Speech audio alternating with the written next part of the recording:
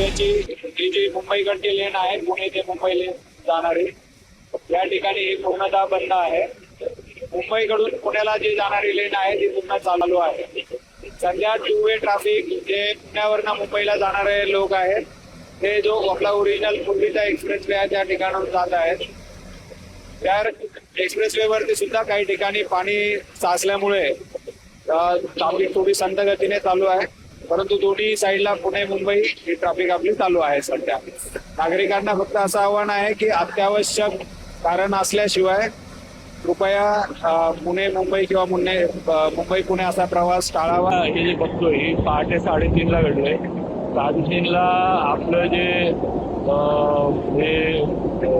Control centre आहे त्यांना ते लगेच लक्षात आलं, त्यांनी लगेच अलर्ट दिला आणि बाकी आपण ट्रॅफिक थांबवली.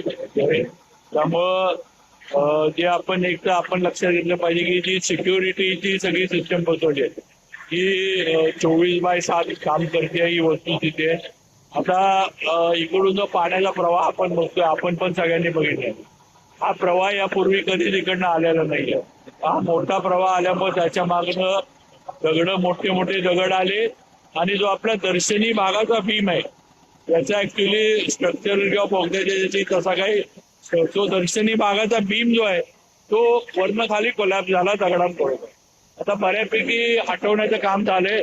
अजून 1-2 तासात सगळं काम संपल.